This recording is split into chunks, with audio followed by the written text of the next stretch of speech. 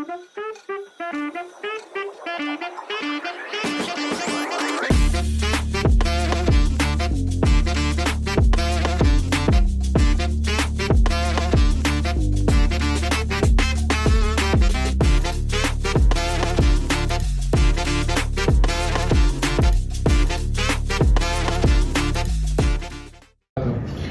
Sobat PTA Bandar Lampung, jumpa lagi dengan kami. Saya Kanza. Saya Putrisia.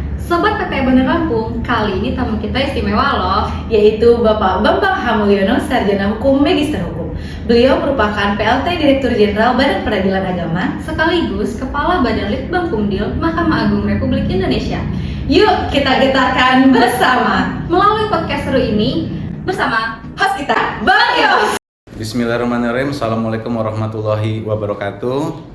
Tabipun. Ya pun, Bapak Ibu, Tabipun ini adalah salam di Lampung. Sebenarnya disampaikan oleh pimpinan dari suatu wilayah, dan pun itu adalah sebutan untuk tertinggi. Dibalas oleh masyarakatnya, iya pun. Iya pun. Tabipun, iya Iya pun. Baik, saya Yos Rinaldo Sarip, biasa dipanggil Bang Yos, host dari podcast Pengadilan Tinggi Agama Bandar Lampung. Alhamdulillah hari ini kita kedatangan tamu yang luar biasa. Selamat datang Bapak PLT Dirjen Badilak di Bumi Sang Bumi Ruwajuran. Terima kasih atas kesediaannya meluangkan waktu hingga kurang lebih 15 menit ke depan untuk berbincang-bincang di podcast Pengadilan Tinggi Agama Bandar Lampung. Beliau adalah Bapak Bambang H. Mulyono, Sarjana Hukum Magister Hukum, PLT Direktur Jenderal Badan Peradilan Agama Mahkamah Agung Republik Indonesia.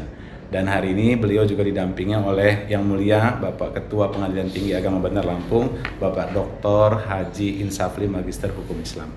Terima kasih Pak, selamat datang. Kita langsung saja nih Pak, meskipun dengan suasana yang santai, tadi habis memberikan pembinaan kepada seluruh warga peradilan agama di Provinsi Lampung Pak. Kami ada 14 satker di tingkat pertama dan 1 satker tingkat banding. Kita langsung nih Pak, begitu mendengar tentang Direktorat Jenderal Badan Peradilan Agama, yang terbayang adalah sederet penghargaan ini Pak. Prestasi yang telah ditoreh, bahkan untuk raihan pembangunan zona integritas dari WBK tahun depannya dengan aturan yang lama ya Pak, bisa langsung WBBM. Kalau sekarang kan harus ada jeda 1 tahun. Kemudian ada penghargaan lagi Pak, Top Digital Award. Kemudian ada lagi penghargaan terhadap Leader Top Digital Award. Nah, dari sekian banyak dan beberapa tahun ke depan Pak, mungkin setelah raihan prestasi yang telah dicapai Pak, kira-kira prestasi apa lagi nih yang menjadi target dari Direktorat Jenderal Badan Peradilan Agama untuk ke depan Pak? Monggo Pak, silakan Pak. Baik, terima kasih. Sebenarnya namanya perubahan itu tidak akan pernah berhenti, dan kita juga tidak terlepas dari program-program yang sejalan dengan programnya pemerintah, juga yang menjadi strategi dari Mahkamah Agung. Di Renstra yang sampai 2024 ini kan sebenarnya kita mempersiapkan supaya kita semua ini, dan karena ini kita sedang berbicara dengan teman-teman di jajaran peradilan agama, tentunya ini keinginan kita jajaran peradilan agama harus menjadi pelopor juga sebagai ASN yang berkelas dunia gitu ya. Dan setelah lewat 2023, kita harapkan tahun depan 2024 2025 benar-benar sudah terwujud itu. Dan kelas dunia itu apa sih sebenarnya? Kita juga harus paham betul bahwa yang kita jalani sekarang ini kan termasuk juga slogan berakhlak, berorientasi melayani. Ya, pelayanan inilah yang harus kita terus berikan sesuai dengan juga pesan dari pimpinan kita di Mahkamah Agung. Layanan-layanan ini kan supaya mudah, kita juga mempersiapkan aplikasi-aplikasi layanan digital, layanan elektronik yang sebenarnya pola pikir sederhana saja. Kalau orang biasanya kalau layanan yang non digital itu ibaratnya orang berjalan kaki, kemudian layanan elektronik digital ini menggunakan sepeda gitu ya. Di awal-awalnya biasanya mesti penyesuaian, mesti belajar keseimbangan, belajar naik sepeda. Tapi kalau sudah jalan, terus melaju kan gitu. Nah, kedepannya kita harus juga berpikir jauh. Kita sudah mencanangkan juga di para pemikir-pemikir bangsa ini gimana supaya nanti di tahun 2045 di mana Indonesia emas ya Pak. itu juga harus kita persiapkan dari sekarang. Kalau di blueprint Mahkamah Agung itu kita persiapkan sampai 2035 sesuai dengan visi peradilan yang agung itu, dan insya Allah juga sekarang ini sudah mulai diwujudkan begitu ya. Tapi kita juga harus berpikir kira-kira tahun 2045 nanti apa yang harus kita persiapkan dari sekarang gitu ya. Ini mungkin jadi tidak hanya di range yang 5 tahunan, tapi juga kita harus berpikir jauh ke depan supaya step-step yang kita lakukan ini benar-benar bisa tersusun untuk keberlanjutan yang jangka panjang gitu ya. Siap, terima kasih Pak Dirjen. Pemirsa podcast PT Bandar Lampung, perlu diketahui juga beliau juga menjabat selaku Kepala Pusat Penelitian Pengembangan Pendidikan dan Latihan Hukum dan Peradilan di Mahkamah Agung Republik Indonesia. Dan dengan visi yang tadi disampaikan Indonesia Emas 2045 dan blueprint dari Mahkamah Agung, Pak.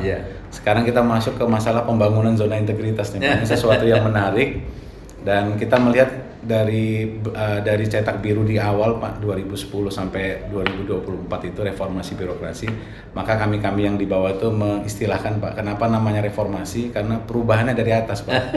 Kalau dari bawah namanya revolusi Pak gitu Pak. Baik, tentang pembangunan ZI Pak, kami di Pengadilan Agama ini melihat bahwa upaya pendampingan yang dilakukan oleh Direktorat Jenderal Badan Peradilan Agama sangat luar biasa Pak, bahkan benar-benar terstruktur, terkawal pada setiap tahapannya. Sebenarnya apa yang menjadi target dari Dirjen Badilak dalam kaitannya pembangunan ZI untuk satuan kerja yang ada di bawahnya, terlebih jika dikaitkan dengan konsep Island of Integrity Pak? Monggo Pak. Ya, jadi kalau kita dengan konsep Island of Integrity ini kan sebenarnya kata kuncinya adalah integritas. Integritas ini yang benar-benar kita bangun tidak sekedar untuk mendapatkan sertifikat WBK, sertifikat WBBM, tapi benar-benar muncul dari setiap insan yang ada di jajaran peradilan agama. Tidak hanya menjadi jargon atau kata-kata yang indah dari pimpinan pengadilan, tapi juga si jajaran, betul. Sebagai contoh begini, di tahun 2018 itu kita sudah melakukan survei di seluruh jajaran peradilan, tidak hanya agama tapi juga semua. Itu ternyata nilai yang muncul untuk melaksanakan melaksanakan upaya-upaya sebagai peradilan bersih itu masih, kalau nggak salah ini saya ingat waktu itu masih 18% yang muncul dari individu-individu, bukan karena dipaksa, bukan karena ingin mendapatkan penghargaan gitu ya. Nah, ini sekarang ini ada baiknya juga kita lakukan semacam survei oleh lembaga independen.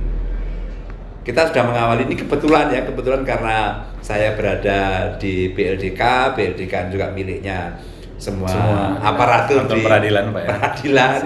Juga saya berada di Badilak. Nah, saya ingin mengcombine. Di BLDK kita sudah lakukan survei terkait dengan dengan ISQ, lembaga ISQ. Mereka banyak punya tenaga ahli psikolog yang bisa, ada metode yang digunakan.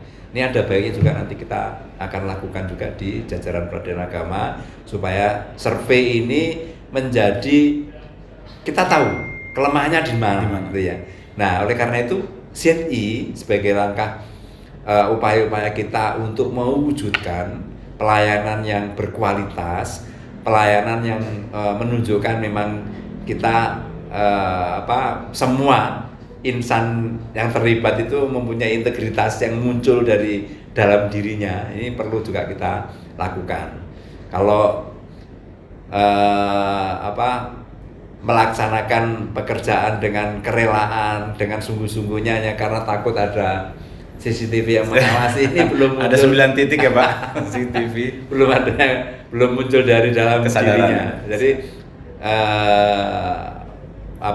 kita harus mendorong supaya semua saling mensupport kepada saling mengingatkan, saling mensupport supaya itu muncul dari diri kita. Jadi ada atau tidak ada orang lain yang mengawasi atau peralatan, kita sudah punya Rokib dan Atid. Oh, yang mencatat Ya. Pak. Jadi itu harus kita, kalau punya kesadaran semua kan kita sudah mau melakukan hal yang kira-kira tidak elok itu ya, meskipun belum sampai melanggar hukum atau melanggar KGSB ya.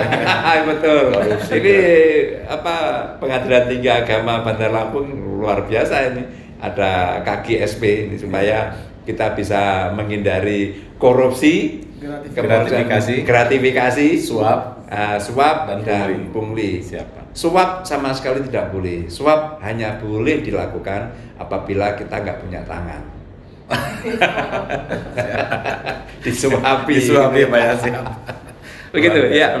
Berarti peran sosialisasi, internalisasi dan kristalisasi sesuai dengan program Z itu sesuai berarti Pak ya. Ya. Nah, kita salah sebentar nih ke Pak KPTA. Pak KPTA Bandar Lampung ini punya moto baru di Lampung. Ada yel-yelnya, PTA Bandar Lampung bergetar kembali Pak. Bahkan sampai ada plesetannya atau mungkin dari hati Pak, dari kepala ketua-ketua PA itu, PTA Bandar Lampung gemetaran kembali Pak kata gitu. Saking ini, bagaimana nih Pak dengan jargon yang baru nih Pak? Ya, ini maksudnya akan memberikan semangat supaya jangan diem gitu. Jangan diam. Kita harus berubah kepada arah yang lebih baik. Dari semua segi, baik dari segi SDM-nya maupun dari segi pelayanan kepada masyarakatnya dan hal yang disebutkan oleh Pak Dirjen tadi. Jadi kita selalu mengajak para pimpinan PA itu supaya bekerja itu jangan setengah hati, tapi betul-betul dari hati yang dalam dan semangat yang kuat. Luar biasa. Pemirsa podcast PTA Bandar Lampung ini, beliau berdua orang ini adalah luar biasa sekali. Saya sampai gemeteran mendengarkan bergetar Pak apapun yang disampaikan oleh beliau berdua. Nah, terkait dengan sumber daya manusia nih Pak, di PTA Bandar Lampung sendiri terkait dengan tenaga teknis Pak, khususnya hakim. Di wilayah PTA itu ada 2 satuan kerja yang hanya memiliki 1 hakim Pak, ketua, wakil, 1 hakim. Jadi dia bukan A, B, C satu-satunya Pak gitu, bukan C1, C2 gitu Pak. C satu-satunya. Bahkan ada 2 satker juga yang punya ketua tapi tidak punya wakil. Sehingga mau bikin 1 majelis saja itu susah, dan memang ada kebijakan dengan hakim tunggal. Tapi Pak, sebenarnya statistik hakim agama secara nasional seperti apa dan apa upaya yang dilakukan Dirjen Badilak dalam rangka mengatasi situasi tersebut? Kesapak saya nih. Ke Bapak. Oh, Oke. Karena Bapak yang lagi jadi PRT. Iya betul. Siap. Ya, idealnya sih sebenarnya paling minimal itu ya 1 majelis ya, 1 majelis dan Tambah pimpinan. ada pimpinan. Ada pimpinan. Gitu ya. Ini supaya penyelesaian perkara bisa berjalan lancar, kemudian untuk fungsi manajerial di satu kantor itu juga bisa berjalan gitu ya. Tapi ini persoalannya memang kita masih terhambat di jumlah yang pensiun, jumlah yang barangkali berhenti jadi pegawai itu lajunya lebih cepat daripada jumlah yang masuk. Jadi input ininya lebih sedikit daripada outputnya gitu ya. Ini juga jadi persoalan nasional sebenarnya. Kita sih mengatasi hal itu kalau dari sisi majelis, saya sudah banyak menandatangani juga permohonan-permohonan untuk hakim tunggal. Tapi sebenarnya itu hanya langkah kecil untuk membuka keran itu aja ya, supaya mengatasi masalah. Tapi bukan untuk mengatasi masalah jangka panjang. Iya betul. Jadi kita tetap di dalam upaya-upaya kebijakan ke depan kita akan bicarakan di jajaran pimpinan Mahkamah Agung supaya penerimaan pegawai termasuk penerimaan hakim ini bisa kita lakukan dalam jumlah yang sesuai kebutuhan gitu ya. Dan di beberapa rapat pimpinan sudah kita sampaikan kepada yang mulia Ketua Mahkamah Agung maupun yang mulia Wakil Ketua Mahkamah Agung, dan beliau-beliau sudah menghitung juga sebenarnya setiap tahun kebutuhan hakim itu rata-rata 300. Itu untuk semua lingkungan peradilan. Jadi kalau katakanlah penerimaan itu setiap 2 tahun sekali, seharusnya 600 untuk para calon hakim, sehingga itu bisa Mengisi berputar ruang-ruang terus itu. ya. Betul. Antara input dengan outputnya. Iya. Iya, kan kita kayak tahun depan untuk kekosongan hakim tinggi itu di atas kertas kita ada 41 orang yang tahun depan itu pensiun. Minimal 41. Kan kita nggak tahu kalau misalnya ada yang meninggal juga. Siap. Jadi mungkin juga lebih dari 41. Kalau yang tahun ini 51 yang sudah kita isi kemarin ya untuk eksaminasi calon-calon hakim tinggi.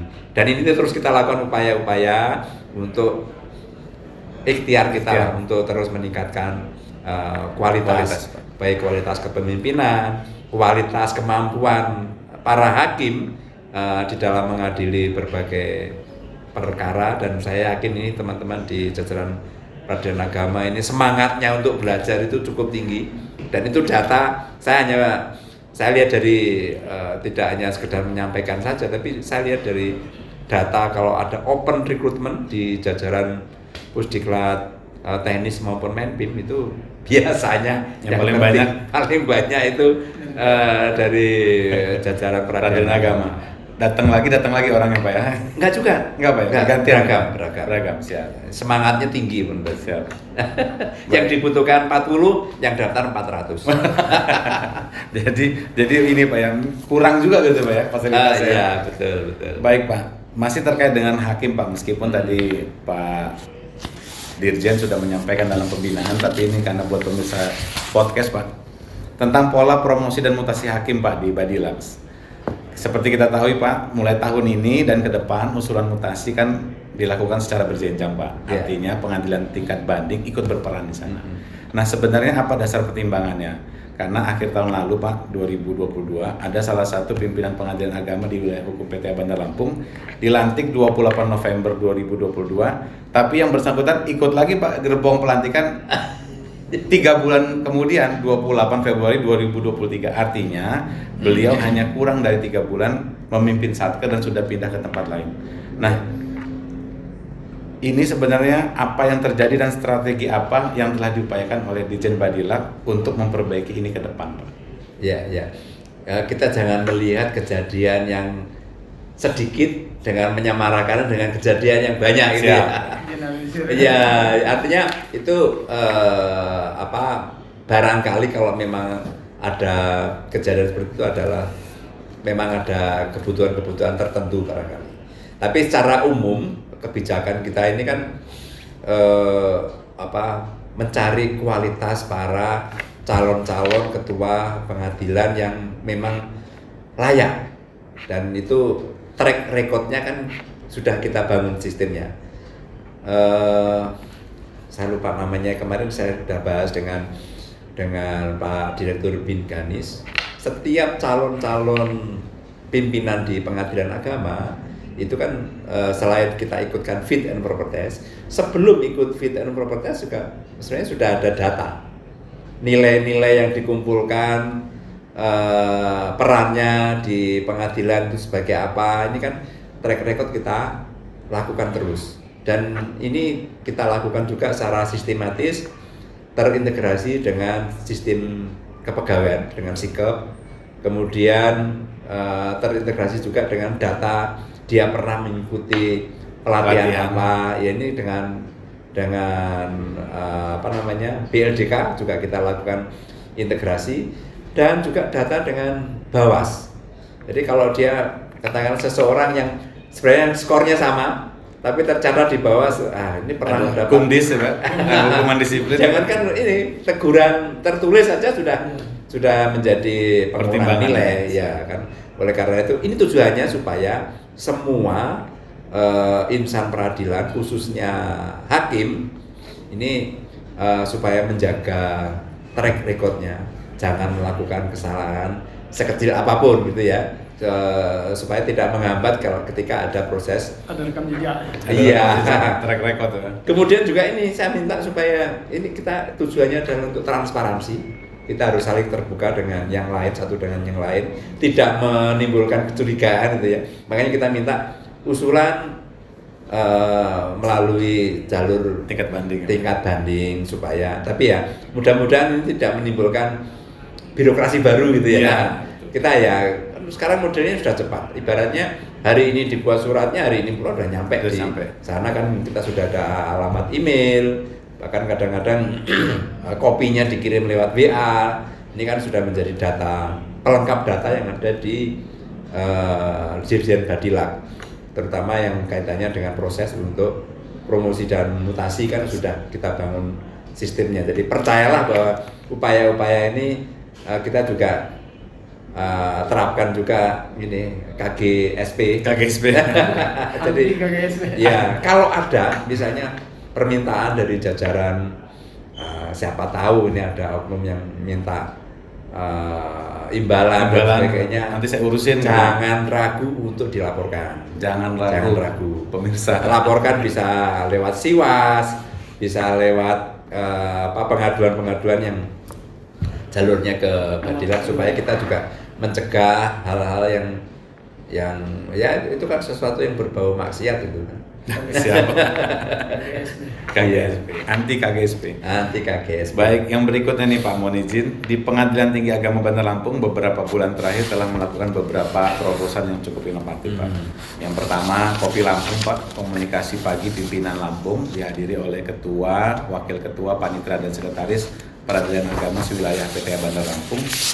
Itu sebagai ajang komunikasi, konsultasi dan koordinasi Pak. Siapa tahu ada permasalahan yang cepat harus dijawab. Kemudian ada 1 jam saja Lampung Pak, seperti yang tadi kita ikuti bersama, pemakalan secara bergantian dari kalangan hakim, kepaniteraan, kejurusitaan dan kesekretariatan. Kemudian waktu bulan ini juga Pak, kami mengadakan cerdas cermat lah Pak. Tapi kalau di Lampungnya disebut dengan belumba sambil belajar. Itu kemarin dari hakim duluan Pak, dan sudah ada pemenangnya. Dan yang terakhir tadi kita sama-sama telah melihat launching lagu Mars PTA Bandar Lampung. Nah, seluruh inovasi tersebut Pak bertujuan untuk pembangunan sumber daya manusia peradilan agama di Provinsi Lampung. Tanggapan Bapak secara pribadi terhadap inovasi tersebut dan selaku PLT Dirjen, silakan Pak. Iya, kalau boleh menyebut 2 kata, yaitu kalau saya bilang ya luar biasa. Luar biasa. Itu semua kan kita, ini juga termasuk salah satu jawaban ketika saya melepas para calon hakim yang kemudian sudah selesai mengikuti pelatihan PPC. Kan PPC 3 ya, sudah selesai di 2019. Mereka adalah orang-orang yang berkualitas ya sejak rekrutmennya. Yang saya khawatirkan hanya satu, kalau misalnya ketika bekerja di PA kemudian ada yang mempengaruhi untuk berbuat yang tidak baik. Nah, ini yang saya khawatir. Nah, kalau dengan adanya pola seperti ini justru pola-pola yang bisa menjaga seseorang untuk yang pertama, kalau yang berlomba sambil belajar ini kan termasuk juga apa ya, fastabiqul khairat gitu ya. Jadi berlomba-lomba juga untuk bisa yang menjadi yang terbaik, saling belajar begitu kan. Kemudian juga Kopi Lampung juga demikian kan, kita forumnya kan juga forum yang kita saling mengasah begitu ya. Nah, 1 jam juga demikian, topiknya juga topik yang dipilih secara khusus begitu, yang sangat terkait dengan tupoksi masing-masing di jajaran peradilan agama. Kemudian juga kalau Mars tadi kan juga ini ternyata juga Pak Ketua PTA Bandar Lampung juga punya seniman Pak. Ya, artis lah. Bukan hanya seniman, tapi artis nih. Artis ini. Jadi siapa? Begitu saya ikut 1 lagu aja sudah, wah masuk ini. Masuk. Artinya mudah dihafal, mudah dinyanyikan gitu kan, mudah diingat. Ini kan bagus untuk tidak sekedar slogan atau apa ya. Ini bagus. Cuma kalau itu dinyanyikan rutin, saya khawatir kalau opening ceremony itu jadi lama, udah Indonesia Raya, Himne Mahkamah Agung, nanti lagunya dari Mas PTA. Mas PTA Bandar Lampung. Kapan mulainya acaranya gitu. Tapi secara umum ini sangat baik dan Pak KPTA Bandar Lampung ini Anda layak dapat bintang. Wah, baik Pak, pemirsa podcast terakhir nih Pak. Closing statement atau pesan yang ingin Bapak sampaikan untuk para pencinta podcast, para pemirsa podcast PTA Bandar Lampung, terutama untuk seluruh aparatur peradilan agama yang berada di wilayah hukum Pengadilan Tinggi Agama Bandar Lampung, Pak. Oke. Begini, kita harus back to basic. Jadi mungkin ya kita saling mengingatkan. 100 tahun yang lalu kita nggak ada. Belum lahir, nggak ada lah pokoknya. Nah, sekaranglah kita untuk berbuat. 100 tahun yang akan datang, di mana kita? Kita nggak tahu. Jangankan 100 tahun yang akan datang, 1000 tahun, 1.000.000 tahun yang akan datang kan kita nggak tahu. Itu sangat bergantung dengan perbuatan kita hari ini. Jadi setiap detik, setiap menit, setiap jam kita harus selalu berusaha untuk melakukan yang terbaik. Inovasi silakan terus dikembangkan, tapi tetap juga kita harus tetap menjaga moral kita, integritas kita. Integritas itu gampang sekali mengucapkan integritas, tapi di dalam menerapkan seringkali juga kita banyak sekali menghadapi ujian. Saya berharap jajaran peradilan agama, khususnya jajaran di wilayah Pengadilan Tinggi Agama Bandar Lampung ini menjadi contoh terbaik gitu ya, untuk bisa menerapkan apa sih maknanya integritas. Terima kasih. Terima kasih Pak. Alhamdulillah pemirsa podcast berakhir juga episode kita hari ini, luar biasa dengan kehadiran beliau berdua. Terima kasih. Sami-sami. Pak Dirjen, terima kasih Pak KPTA. Kita Salam tutup sehat selalu. sama Assalamualaikum warahmatullahi wabarakatuh. Waalaikumsalam warahmatullahi Tapi wabarakatuh. pun, Iya, ya pun. pun.